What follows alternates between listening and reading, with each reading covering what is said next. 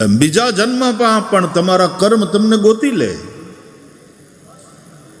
કર્મ પીછો છોડતા નથી. કેટલાક કર્મો આ જન્મમાં જ ફળ આપી દે અને કેટલાક કર્મો જે પાક્યા ના હોય ને આ જન્મમાં આપણે કર્યા હોય પણ આપણને આ જન્મમાં એનો દંડ કે એનું ફળ ન મળ્યું હોય, પાપ હોય કે પુણ્ય હોય, તો મર્યા પછી એ કર્મ સાથે આવે.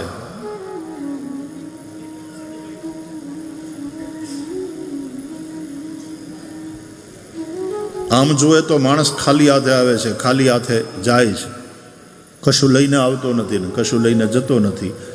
પણ બીજી રીતે જોઈએ તો ખાલી આવતોય નથી ને ખાલી જાતોય નથી. આવે છે પ્રારબ્ધ લઈને, પ્રારબ્ધને ભોગવવા માટે આવ્યો છે આ શરીરમાં, અને જાય છે પોતાના કર્મોને સાથે લઈને. સેંકડોના ટોળામાંથી વાછરું એની માં ગાયને ગોતી લે.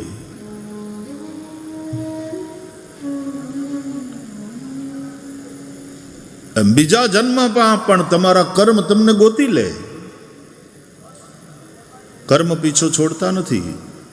કર્માનુગો ગચ્છતિ જીવ એક વા ધર્માનુગો ગચ્છતિ જીવ એક, બંને રીતે.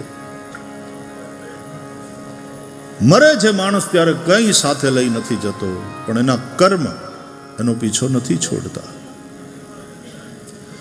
અને એ બધા કર્મો જે સંચિત થયેલા હોય એ પછી જ્યારે પાકે ત્યારે એ પાકેલા કર્મોનું જે કલેક્ટિવ આઉટકમ છે એનું નામ પ્રારબ્ધ, એનું નામ ડેસ્ટિની.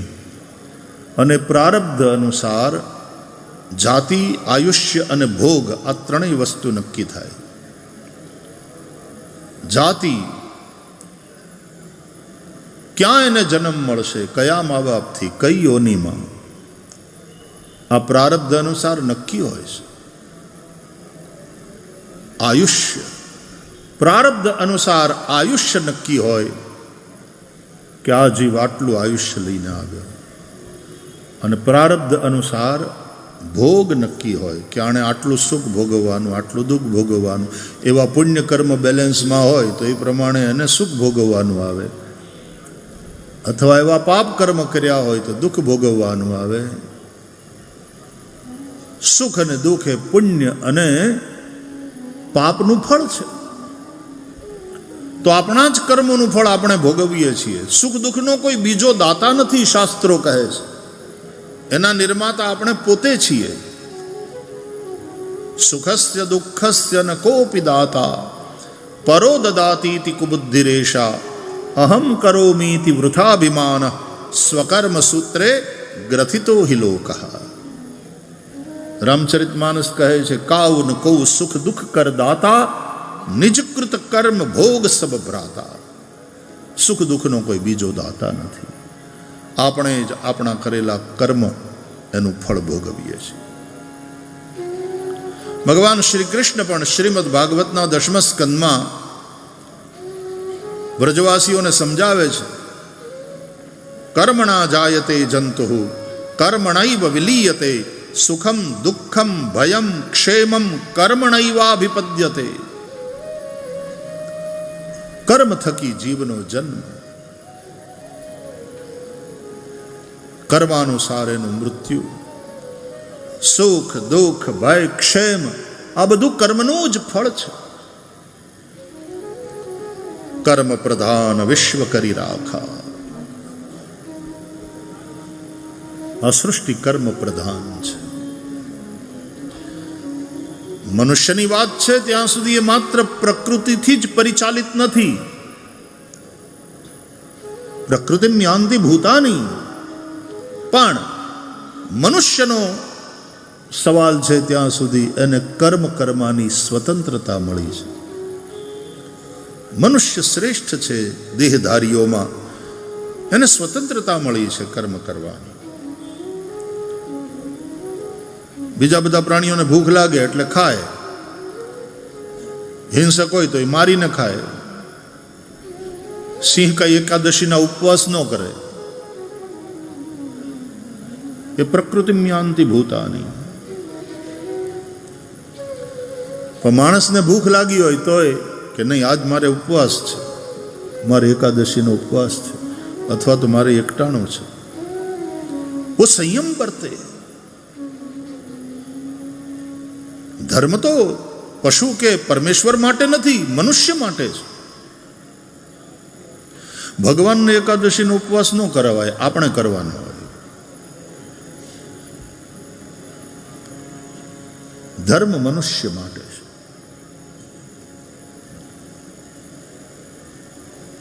तो कर्म करवानी स्वतंत्रता मनुष्य ने छे। અને તેથી જ ભગવાને ગીતામાં કહ્યું, કર્મણ્યેવાધિકારસ્તે મા ફલેષુ કદાચન. અહીંયા એવ શબ્દ બહુ મહત્વનો છે. કર્મણિ એવ તે અધિકાર.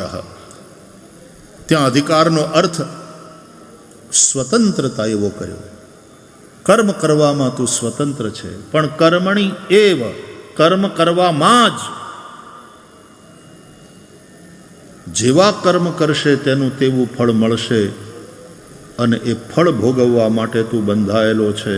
કર્મ કરવામાં તું સ્વતંત્ર છે, પણ મા ફલેષુ કદાચન, એના ફળમાં તું સ્વતંત્ર નથી. જેવા કર્મ કર્યા હશે તેનું તે અનુસાર તને ફળ મળશે, અને એ તારે ભોગવવું જ પડશે.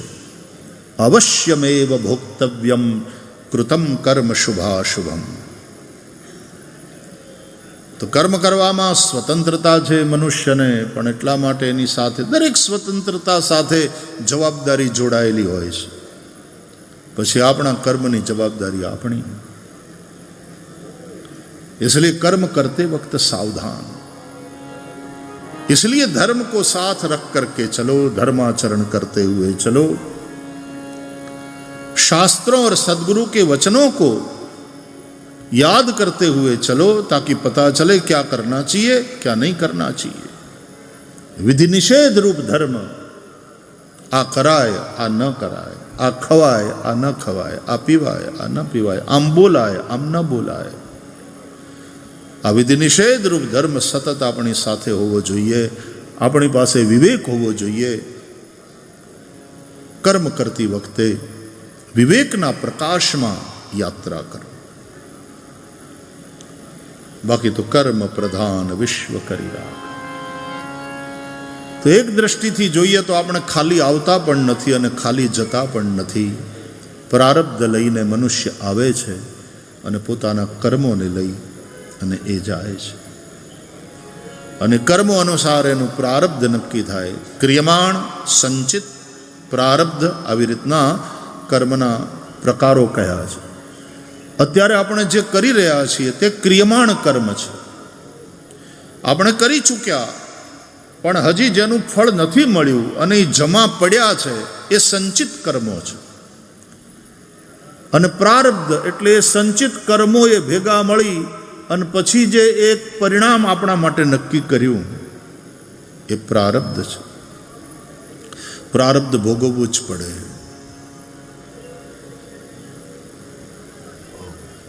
સંચિત એટલે ભાથામાં પડેલા બાણ.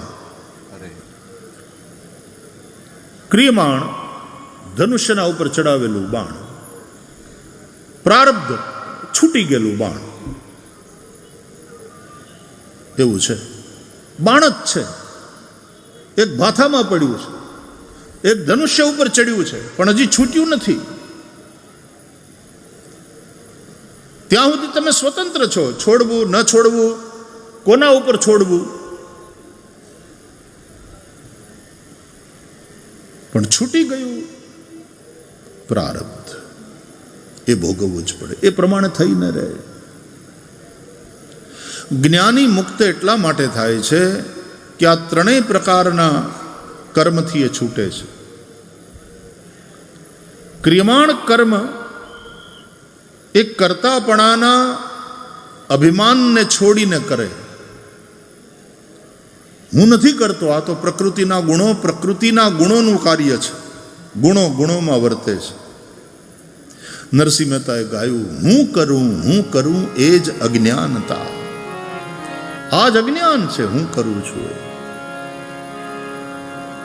ગુણા ગુણેશ વર્તંત. જ્ઞાની સાક્ષી ભાવથી જુએ છે. કર્મ કરતાપણાનો અહંકાર નહીં અને કર્મ ફળની વાસના નહીં.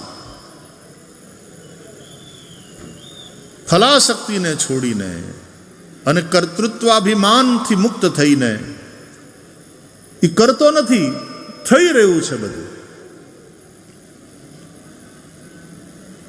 લીલા માત્ર છે. એટલે ક્રિયમાણ કર્મ એને બાંધતા નથી. જ્ઞાનીના સંચિત કર્મમાં જ્ઞાનરૂપી અગ્નિ આગ લાગી જાય છે, એટલે સંચિત કર્મ બળીને ભસ્મ થાય છે. જ્ઞાનાગ્નિ દગ્ધ કર્માણમ તમાહુ પંડિતમ બુધા. જ્ઞાનના દ્વારા જેના બધા જ કર્મો બળીને ભસ્મ થયા છે એ પંડિત છે. અને પ્રારબ્ધને જ્ઞાની પુરુષ હસતા હસતા ભોગવી લે. પ્રારબ્ધ તો એને ભોગવવું પડે, પણ એ હસતા હસતા ભોગવી લે. કોઈ રડવાનું નહીં, કોઈ ફરિયાદ નહીં. પ્રારબ્ધ ભોગવાઈ જાય.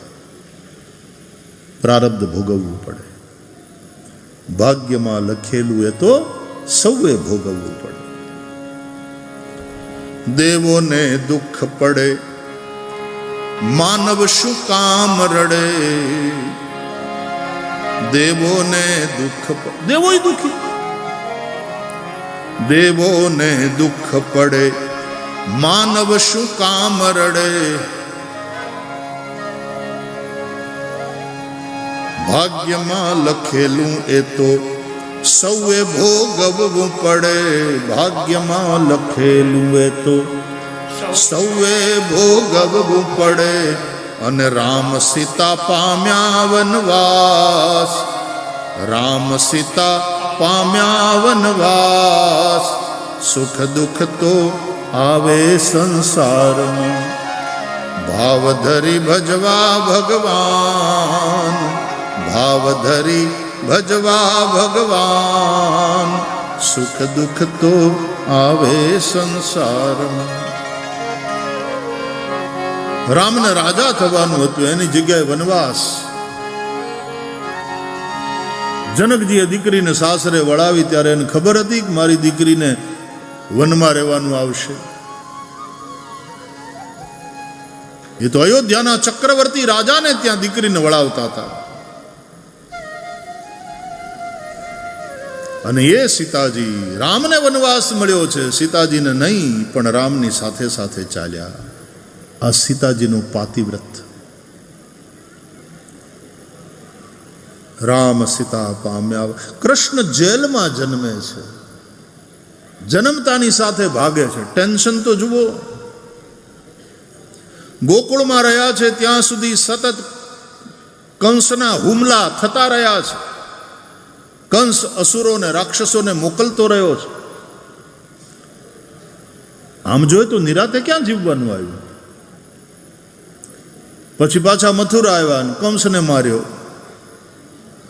કંસને માર્યા પછી થોડો સમય મળ્યો એટલે વળી ગુરુજીને ત્યાં ગયા ઉજ્જૈન, સાંદીપનીના આશ્રમમાં ભણવા. થોડું ઘણું ભણીને આવ્યા, પણ થોડું ઘણું નહીં, થોડા ઘણા દિવસોમાં પણ ભણ્યા બધું. થોડા જ સમયમાં 64 કલા અને બધી વિદ્યાઓ પ્રાપ્ત કરીને ભગવાન આવ્યા. આવું ભાગવત કહે છે. રામચરિતમાનસમાં પણ તુલસીદાસજી લખે છે કે રામ લક્ષ્મણ ભરત શત્રુઘ્ન ચારે ભાઈઓ ગુરુગૃહ ગયે પઢન રઘુરાઈ તો અલ્પકાલ વિદ્યા સબ પાઈ. અલ્પ સમયમાં બધી જ વિદ્યા પ્રાપ્ત કરી લીધી, કારણ કે વેદો તો ભગવાનના સહજ શ્વાસ રૂપ છે.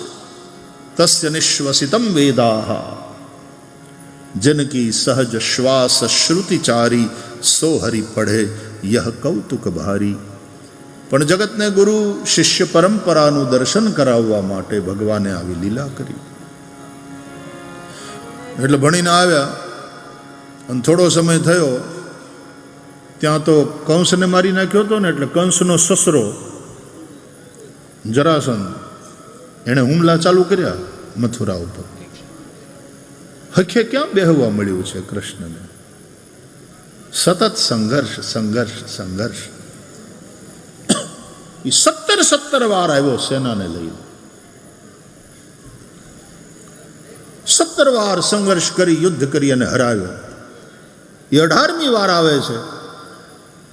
એની તૈયારી થઈ એ પહેલા તો કાળી બનાવ્યો. આ કથાઓ છે ભાગવતમાં. અને પછી શ્રી કૃષ્ણ આવી પરિસ્થિતિમાં મથુરા છોડે છે, માઇગ્રેટ થાય છે. અને એને એમ થયું કે હું જ્યાં સુધી મથુરા છું ત્યાં સુધી આ કંસના સસરા અને કંસના બધા સખાઓ એ હુમલા કરતા રહેશે અને સતત સંઘર્ષ, સતત યુદ્ધગ્રસ્ત જે રાષ્ટ્ર હોય એ રાષ્ટ્રનો વિકાસ ન થઈ શકે.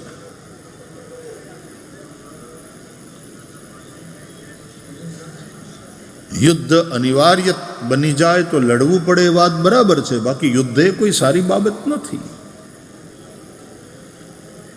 शांति और अमन के वातावरण में ही राष्ट्र का विकास हो सकता है, समाज का उत्थान हो सकता है.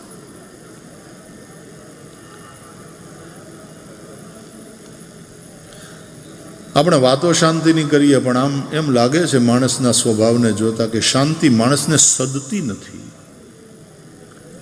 પેટ ચોળીને પીડા ઊભી કરે. શાંતિ જેવો આમ તો જોઈએ તો સમય જ નથી હોતો વિશ્વમાં. કાં તો યુદ્ધો થાય છે, અને જ્યારે લોકો યુદ્ધ નથી કરતા હોતા ત્યારે શું કરતા હોય છે? જ્યારે યુદ્ધ ન ચાલતું હોય તો એ શાંતિનો સમય ન કહેવાય. નહીં. કેમ? કે જ્યારે યુદ્ધો નથી થતા હોતા ત્યારે લોકો યુદ્ધની તૈયારીમાં લાગેલા હોય છે.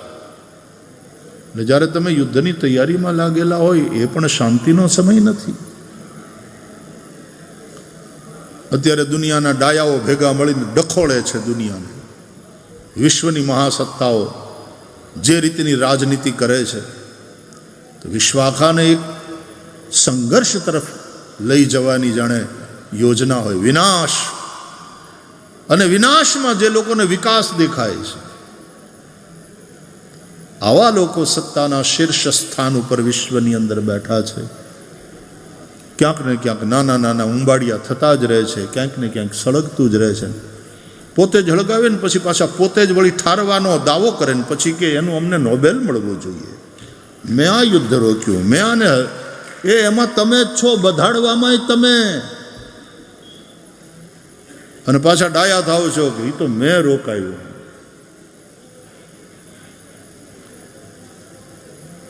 ये राजनीति का जो दंभ है, એટલે એના એ લોકોના બોલવા ઉપર કોઈને ભરોસો નથી બેસતો. દોહરા ચરિત્ર.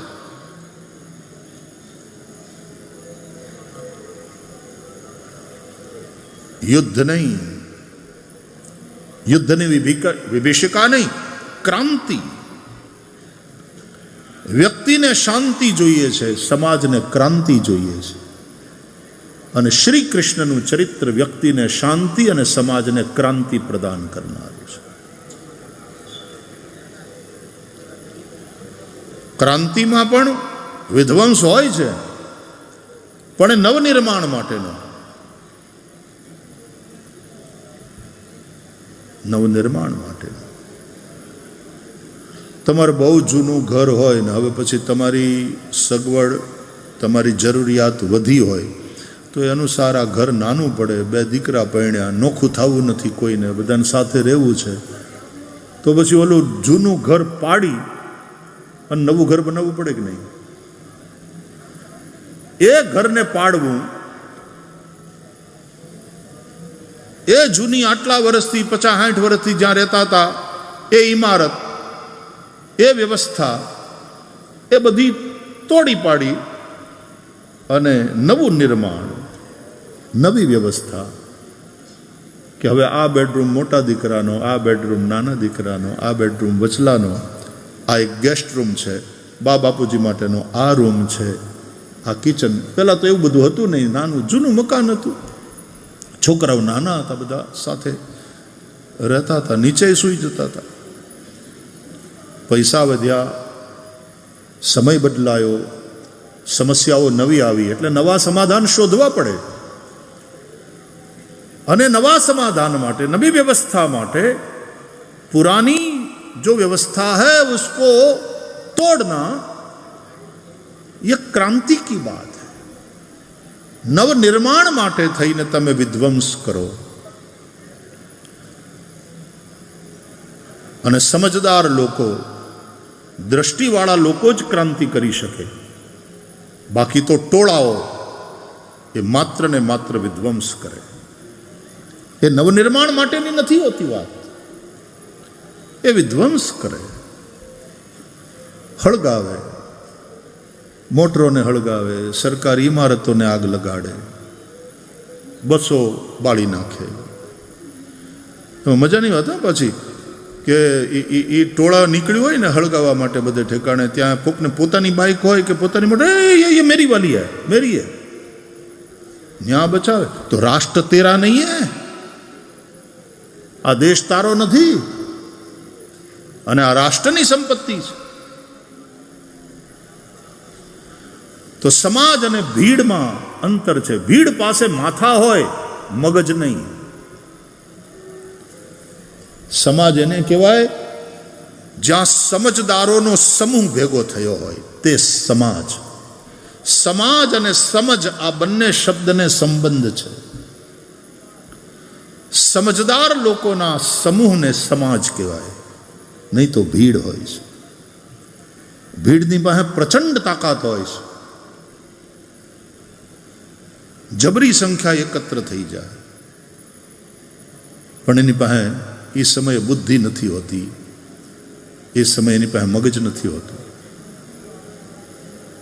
તમે ટોળાની જે એક સાયકોલોજી હોય છે ને એ અલગ હોય છે, અને તમે જો ટોળાનો ભાગ બનો તો તમે હારા હોવા છતાં એમાં ખેંચાઈ જાઓ, એ ખતરા।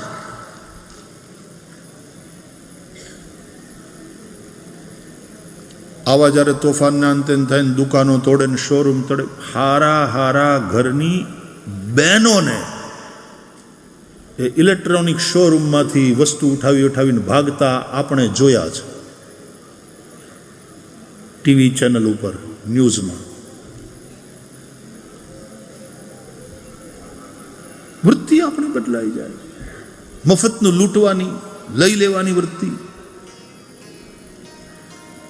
અને સજ્જનતા કોને કહેવાય? રાંકા બાકાની કથા આવતી, રાંકા બાકા પતિ પત્ની, બહુ ગરીબ માણસો, ભગવાનની ભક્તિ કરનારા, ભગવાનનું નામ લેનારા, ધર્મને માર્ગે ચાલનારા। રાંકા આગળ ચાલતો હતો, ભગવાનનું નામ લેતા લેતા, બંને મુસાફરી કરતા હતા, આગળ ચાલતો। એણે રસ્તામાં કોઈકનું હોનાનું ઘરેણું પડેલું જોયું। અરે, કોઈકનું પડી ગયું લાગે છે આભૂષણ, સોનાનું છે, અમારું નથી। એના મનમાં થોડીક ભાવના એવી આવી કે આ હું તો નહીં લલચાઉં, પણ પાછળ પાછળ પત્ની આવે છે, એનું ધ્યાન ગયું, એનું મન લલચાશે તો। એટલે ઊભો ઊભો પોતાના પગથી જ આમ ધૂળ એ ઘરેણા ઉપર, આભૂષણ ઉપર નાખી અને એને દાટે છે, આ છુપાવી દઉં, મારી પત્નીનું ધ્યાન ન પડે। ત્યાં તો માથે પોટલું લઈ અને પત્ની પણ ત્યાં પહોંચી ગઈ, અને પછી એણે જોયું ને પતિના કરતા એ જોઈ ગઈ, થોડુંક જ બાકી રહી ગયું હતું સોનાનું ઘરેણું, બાકી આમ ધૂળમાં એણે પગથી, તો બાંકા કે પત્ની માથે પોટલું ને, એ પતિને કે કેમ ધૂળની માથે ધૂળ નાખો છો?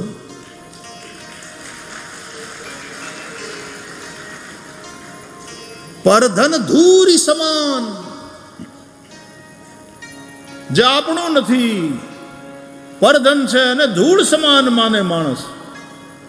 અને ત્યારે રાંકાએ પોતાની પત્નીની ક્ષમા માગી કે મેં તને ઓળખવામાં ભૂલ કરી, તારી ભૂમિકા તો મારા કરતાંય તે શ્રેષ્ઠ છે, મને તો હોનું હોનું દેખાણું, તને તો હોનામાંય ધૂળ દેખાણી, કે ધૂળની માથે કેમ ધૂળ નાખો છો?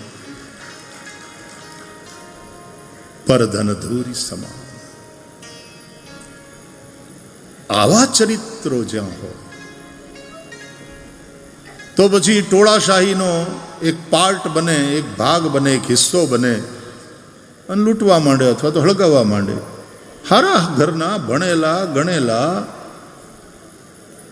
એનું ભેજુય ખરાબ થઈ જાય છે જ્યારે ટોળાનો હિસ્સો બને ત્યારે. તો ભીડ નહીં, સમાજ. ભીડનું પ્રચંડ પૂર તો ક્યારેક નુકસાન પણ કરી શકે. નદીમાં જ્યારે પૂર આવે ત્યારે બંને કિનારાને તોડીને વહે એમ મર્યાદાના નિયમ અને કાનૂનના બધા જ બંધનોને તોડી અને ભીડ બધું ખેદાન મેદાન કરે. એટલે ભીડની એક સાયકોલોજી હોય છે. અને એ સમયે જો તમે એને રોકવા જાઓ, ધસમસતું પૂર હોય ને એ દરમિયાન તમે અચાનક વચ્ચે ઊભા રહીને એને રોકવા જાઓ, ગમે એમ રોકી શકો એને? એટલે ક્રાઉડને કેવી રીતે કંટ્રોલ કરવું આ બધું શીખવવામાં આવે.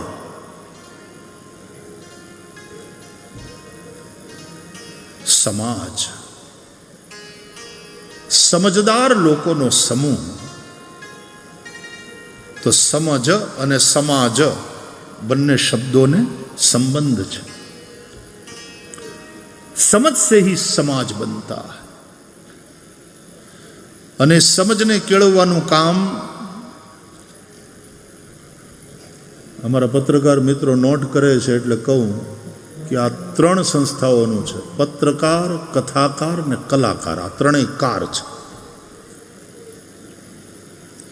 એટલે કથાકાર, પત્રકાર અને કલાકાર. કલાકાર એટલે એમાં લલિત કલા એટલે સાહિત્ય જગત પણ આવી ગયું. ડાયરાઓ હોય, ગાયકો હોય, સાહિત્યકારો હોય, કવિઓ હોય. કલાકાર, પત્રકાર, કથાકાર. અને આ ત્રણેય ભેગા થઈને મેં આ ઘણી વાર કહ્યું છે, ખાસ કરીને પત્રકાર મિત્રોને મળું ત્યારે આ ચર્ચા અમારે થાય કે આપણી ભારતીય સંસ્કૃતિની અવધારણા છે 3 શબ્દમાં: સત્યમ, શિવમ અને સુંદરમની. આપણા નેશનલ ટીવીમાં, દૂરદર્શનમાં એમાં લોગોની નીચે પણ આ લખવામાં આવતું: સત્યમ, શિવમ, સુંદરમ. તો પત્રકાર છે સત્યમનો ઉપાસક છે, કથાકાર શિવમનો ઉપાસક છે અને કલાકાર સુંદરમની ઉપાસના કરે. એમાં ત્રણેય કાર મળી અને સત્યમ, શિવમ અને સુંદરમની જે આપણી સાંસ્કૃતિક અવધારણા છે એને ચરિતાર્થ કરે. પત્રકારની લેખની સત્યને વરેલી હોય, એ સત્યની ઉપાસના કરે. કથાકારની પાસે આવે ત્યારે શિવમ, કલ્યાણકારી સત્ય એટલે કે પરમ સત્ય, પારમાર્થિક સત્ય, પરબ્રહ્મની વાત કરે. શિવમ, કલ્યાણ થાય તમારું એવી રીતની વાત કરે, એવી રીતનું પ્રબોધન કરે વ્યક્તિ અને સમાજનું. અને કલાકારની પાસે જ્યારે પહોંચે વાત ત્યારે સુંદરમ, न तुम्हारे विचार, न तुम्हारी भावना, न तुम्हारा समाज, न तुम्हारा व्यवहार भद्दा हो. भद्दा नहीं, भद्र हो, सुंदर हो. तुम्हारा व्यवहार शालीन हो.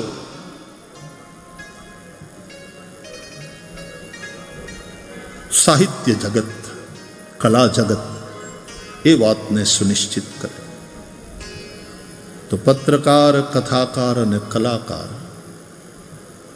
આ ત્રણેય કાર જો પોતપોતાનું કામ બરાબર કરે ને તો ચોથી કાર સરકાર આફરડી હરખી હાલે. કારણ કે સરકાર લોકશાહીમાં અંતે તો જનતા બનાવે એવી બને જ ને. જનતા દ્વારા, જનતા માટે, જનતાની સરકાર. For the people, by the people, of the people. એક શાસન વ્યવસ્થા જે તૈયાર થાય પ્રજાતંત્રમાં, આ પ્રજાતાંત્રિક શાસન વ્યવસ્થા છે. તો સરકાર, તો સમાજ જેવી સરકાર બનાવે એવી સરકાર બને. અને સમજદાર લોકોનો સમૂહ તે સમાજ, અને એટલા માટે સમાજનો પ્રત્યેક વ્યક્તિ એક સમજ સાથે વોટ આપે, એક તો વોટ આપે, વોટ નાખવા જાય, કારણ કે નાગરિક તરીકેનું એનું કર્તવ્ય પણ છે, માત્ર અધિકાર નથી. મતદાન એ કર્તવ્ય પણ છે. જેમ દાન કર્તવ્ય છે એમ મતની સાથે દાન શબ્દ જોડ્યો, મતદાન એ કર્તવ્ય છે. દાતવ્યમ ઇતિ યદ્દાનમ દીયતે નુપકારિણે દેશે કાલે ચ પાત્રે ચ તદ્દાનમ સાત્વિકમ સ્મૃતમ. મતદાન એ પણ યોગ્ય સ્થાનમાં યોગ્ય વ્યક્તિને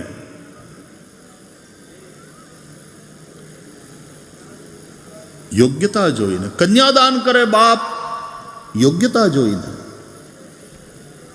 ધનનું દાન પણ માણસ કરે દેશે કાલે ચ પાત્રે ચ, આ ત્રણેય વસ્તુને ધ્યાનમાં રાખીને કરે.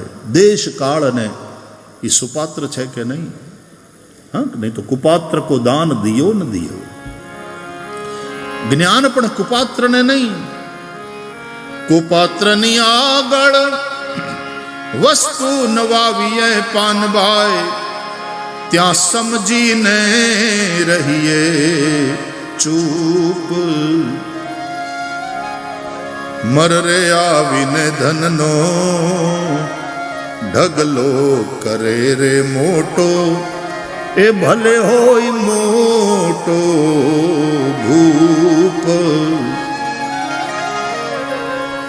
કુપાત્રને જ્ઞાન નહીં, કુપાત્રને દાન નહીં.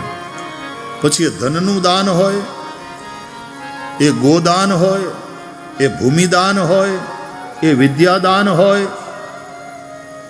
કે મતદાન હોય, કુપાત્રને નહીં. તકલીફ એ છે કે આજે જ્ઞાતિ જાતિવાદ એવા ઊભા થયા છે કે એને આધારે મત અપાતા હોય છે. ક્યાંક ક્યાંક વસ્તુ કંઈક આપીને અથવા તો ફ્રીબીઝ વેચીને મત ખરીદાતા હોય છે.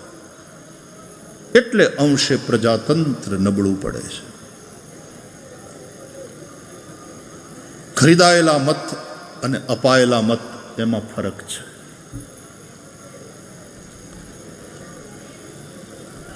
તો કોઈ પણ પ્રકારની લાલચમાં આવ્યા વગર જ્ઞાતિ જાતિના ભેદથી ઉપર ઉઠી રાષ્ટ્રના અને સમાજના સમરસતા, એકતા અને ઉન્નતિ માટે સમજદારીપૂર્વક મત અપાય તો મતદાન. તો આ મતદાન એ નાગરિક તરીકેનું આપણું કર્તવ્ય છે. એ માત્ર અધિકાર નથી.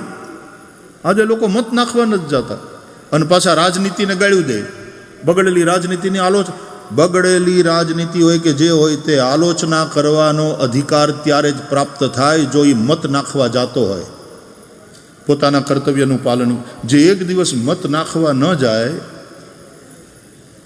આટલું કષ્ટ ન લે, એને બગડેલી રાજનીતિક વ્યવસ્થા ઉપર ટીકા કરવાનો કોઈ નૈતિક અધિકાર નથી.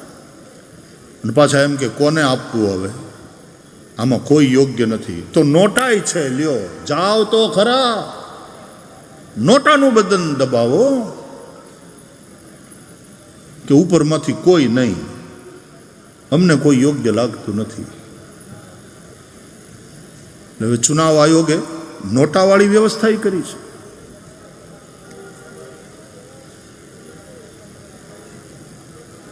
અને કોઈ કે બહુ સારું કહ્યું કે અત્યારની પરિસ્થિતિ એવી છે કે આપણે હારા અને નરસાની વચ્ચે ઇલેક્શન કે સિલેક્શન કરવાનું થતું નથી.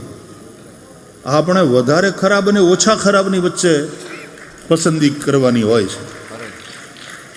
બાકી તો એવા હારા આપણે પોતે ક્યાં છીએ. હવે તો આ ઇલેક્ટ્રોનિક પેલા બધા આવી ગયા, મશીન એ રીતના થઈ ગયા. બાકી જે સમયે ઓલા સિક્કા મારવાના હતા ને, એટલે ત્યારે ખબર છે એની અંદર આમ ચોકડીવાળું નિશાન આવતું. એટલે કોઈકે બહુ સરસ કહ્યું કે આ ચૂંટણીમાં જેના નામની માથે ચોકડી મારીએ એ જ ચૂંટાઈ જાય છે. ઉલટું થાય છે કે જેના નામની માથે ચોકડી મારીએ એ ચૂંટાઈ જાય.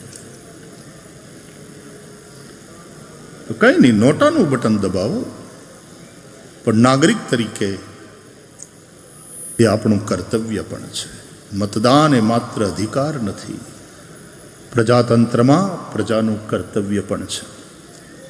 પ્રજાતાંત્રિક વ્યવસ્થા બહુ શ્રેષ્ઠ છે, પણ યોગ્ય રીતે એના માટે થઈને સમાજ જાગૃત હોય એ બહુ જરૂરી છે, બહુ જરૂરી. ત્યાં જ પ્રજાતાંત્રિક વ્યવસ્થા સફળ થઈ શકે. અને એના માટે પ્રજાને એજ્યુકેટ કરવી જ પડે. અને એ એજ્યુકેટ કરવાનું કામ આ ત્રણેય કારનું છે: પત્રકાર, કથાકાર, કલાકાર.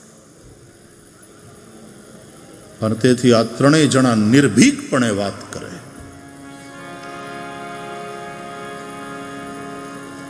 દેશોયમ ક્ષોભરહિત સજ્જના સંતુ નિર્ભયા. આવી પ્રાર્થનાઓ કરવામાં આવી છે. કાલે વર્ષતુ પર્જન્ય પૃથ્વી શસ્યશાલિની દેશોયમ ક્ષોભરહિત સજ્જના સંતુ નિર્ભયા. સજ્જનો નિર્ભય બને. ત્યારે પ્રજાતાંત્રિક વ્યવસ્થામાં શાસન વ્યવસ્થા સુધરે, પ્રશાસનિક વ્યવસ્થા સુધરે. તો પત્રકાર, કથાકાર અને કલાકાર એ ત્રણેય કાર મળી અને જો સત્યમ શિવમ સુંદરમની નિષ્ઠાપૂર્વક ઉપાસના કરે તો સમજદાર લોકોનો સમૂહ ઊભો થઈ શકે, સમાજનું નિર્માણ થઈ શકે, સમાજનું ઉત્થાન થઈ શકે. અને એવા સમજદાર લોકોનો સમૂહ પછી જે સરકાર બનાવે, નિશ્ચિતપણે સમાજની ઉન્નતિ અને રાષ્ટ્રના વિકાસના કાર્યને સુપેરે કરી શકે. એમાં અત્યારની આપણી જે જીવનશૈલી છે ને, એ અનુસાર આમ ગણીએ તો આપણી સવાર પત્રકાર પ્રભાવિત કરે છે. સવારના પોરમાં છાપું આવે હાથમાં. પહેલાં માણસ પહેલું કામ શું કરે? ઉઠીને ચા પીતા પીતા છાપું વાંચવાનું.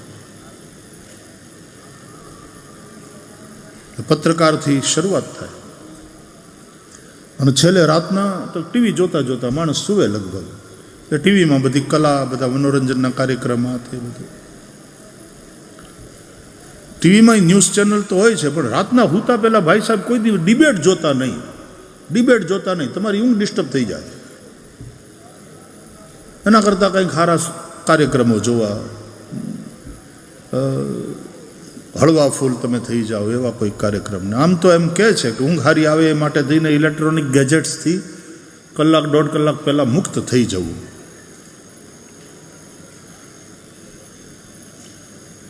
સવારના પહેલા વિચારને પત્રકાર પ્રભાવિત કરે છે.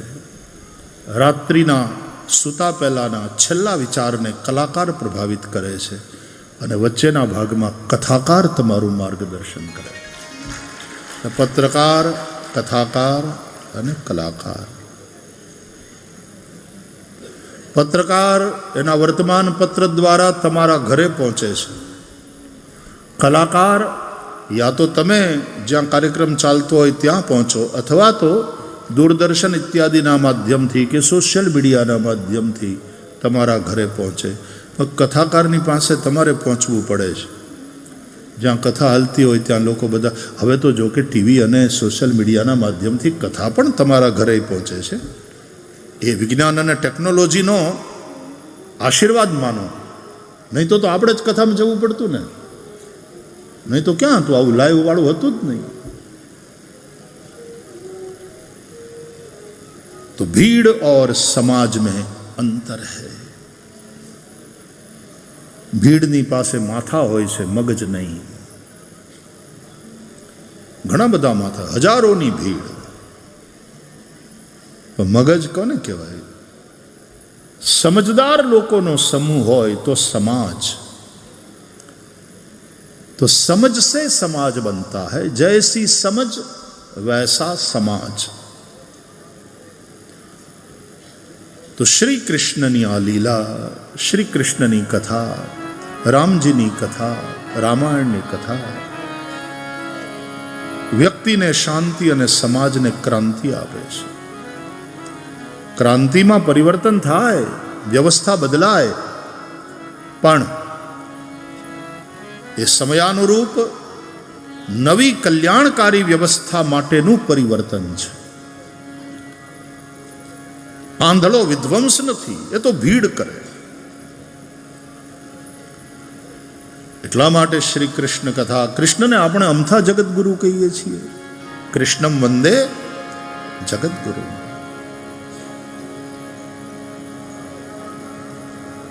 શ્રી કૃષ્ણની લીલા એક સંદેશ આપે છે. તો ગોચારણ લીલા અને એના દ્વારા ગાયનું મહત્વ ભગવાન શ્રી કૃષ્ણે જે સમજાયું, ભગવાનને પોતાનું ગોપાલ નામ બહુ પ્રિય છે. ગાયોની રક્ષા કરનારા. તો ગો એટલે પૃથ્વી, ગો એટલે ગાયો, ગો એટલે ઇન્દ્રિયો, એનું પાલન કરનારા ભગવાન શ્રી કૃષ્ણ છે.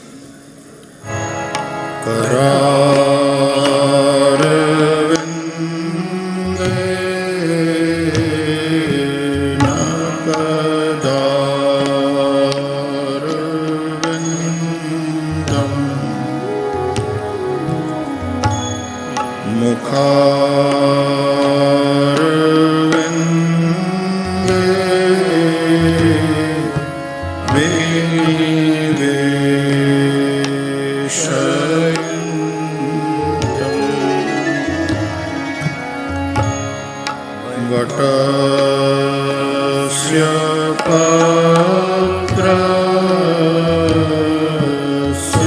पुते शयानं बालं मुकुन्दं मनसा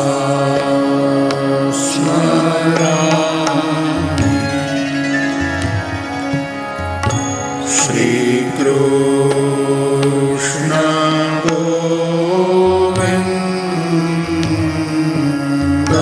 Hare Murare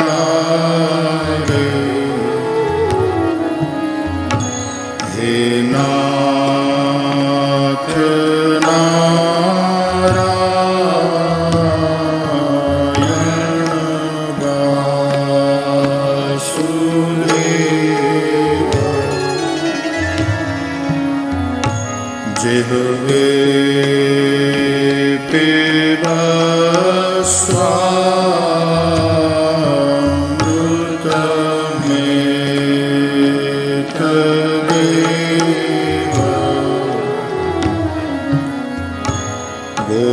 Govinda Damodara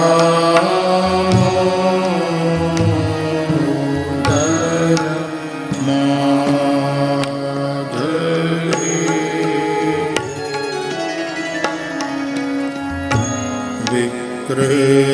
Vikretu Kama Kila Gopakanya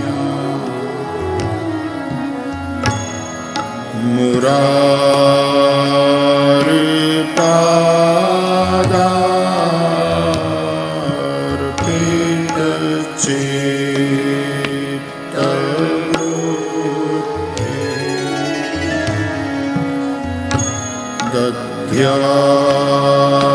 Dadhyadikam Mohabasha Davo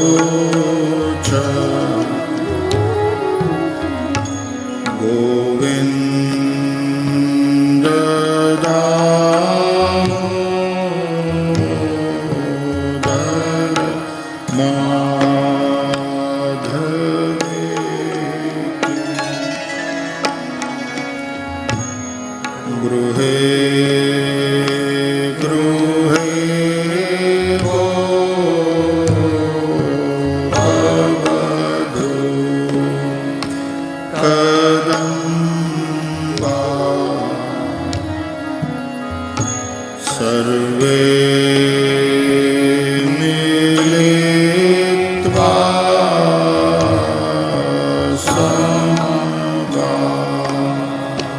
समगाप्ययो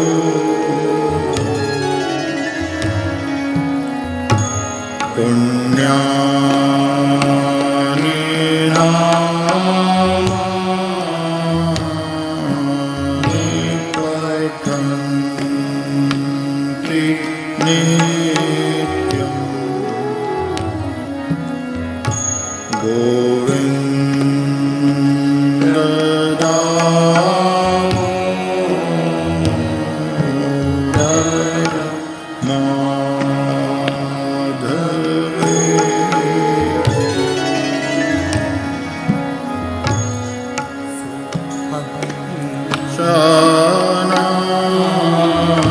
शानानि निजेति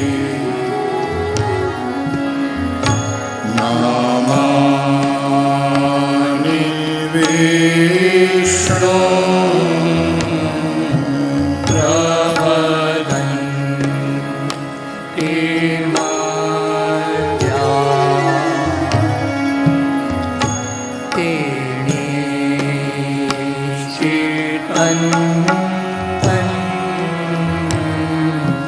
मयथा व्रजन्ति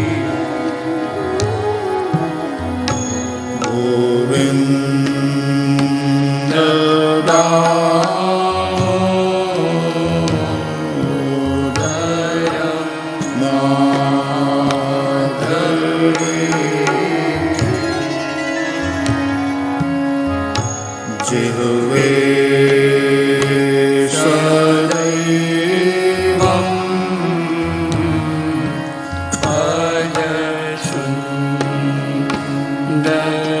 भजसुन्दराणि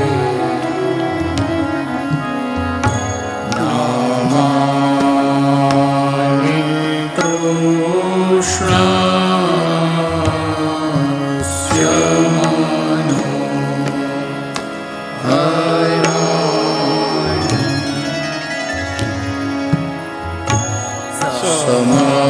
समस्त भक्तार्ति विनाशनानि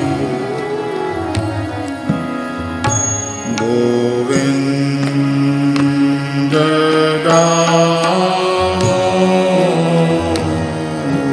दामोदर माधवे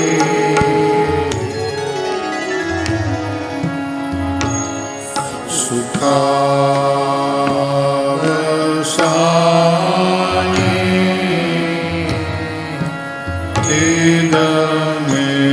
इदमेव सारम्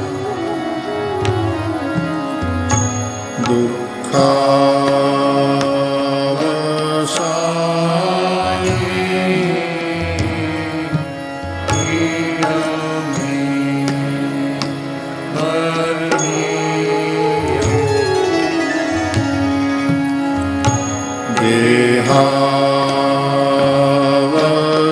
देहावसाने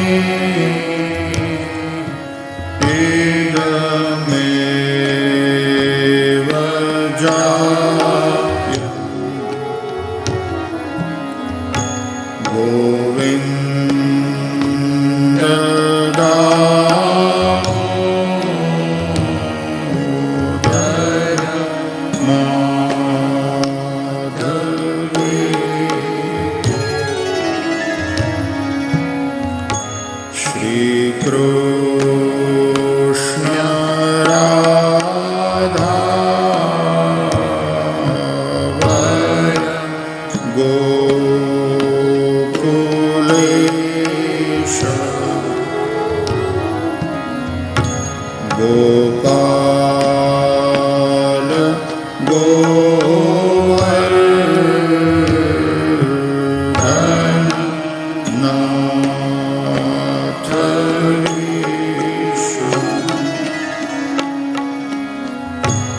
जिह्वे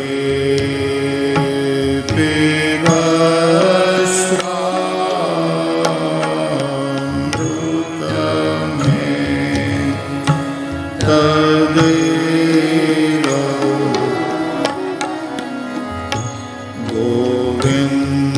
गोविन्द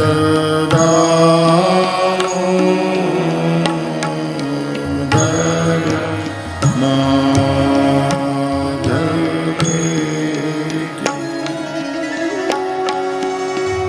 माधवेति गोविन्द दामोदर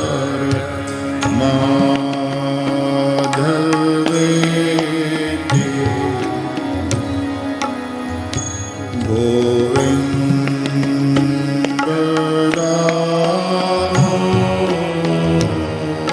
दामोदर माधवेति गोविन्द माधव स्तोत्र प्रेम से पाठ जो करे दामोदर दया दाने सहजे गोलोक संचरे श्री वृंदावन विहारी लाल